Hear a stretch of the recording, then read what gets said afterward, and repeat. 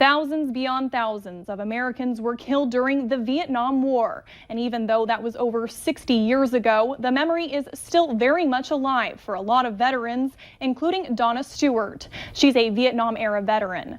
The lasting impact of the war is still being felt, as we found out when Stewart joined Valley News Team's Melanie Palmer on the honor flight and visited the Vietnam Wall. Oh my God. It's Donna Stewart's first time at the wall. Don't let us go to war again. And it's a powerful visit. We don't let it out.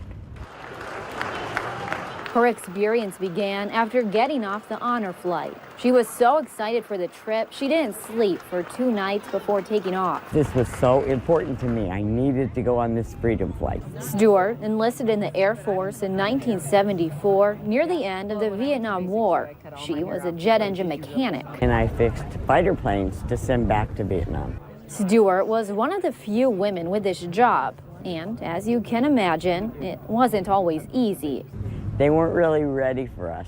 You know, being an all-male army, as we had been for years and years and years, they weren't quite prepared for us to come in and try to take male jobs. But she says that didn't stop her from working on the planes and serving her country. I would go home every night and I would take my nail polish off and I would put nail polish on and I would go to work looking like a lady every morning so that they would realize I was still a female and treat me with some type of respect. She even volunteered to go to Vietnam herself, but never did. Did you recognize some of the names? Yeah, some of them were friends. They're gone, yeah.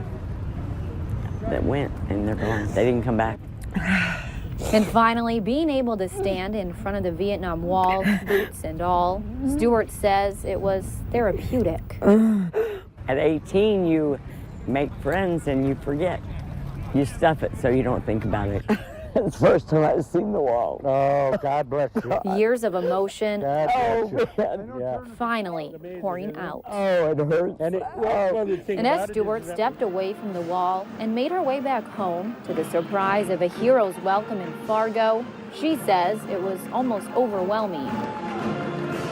We say thank you, but it's like, I don't know if it goes past that shell we put up when we came home because we didn't know how to handle it. Stewart tells us Vietnam vets like herself are finally being more appreciated, but she says there's still room to grow. We watch the current wars get acknowledged, so we're glad for that, but we also still, as Vietnam vets, go, but how about us?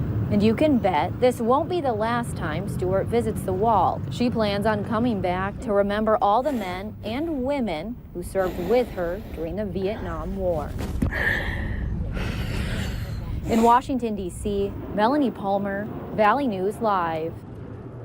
After serving in the Vietnam War, Donna became an accountant and spent a short time as a sheriff's deputy. She now lives in Browns Valley with her daughter and grandchildren.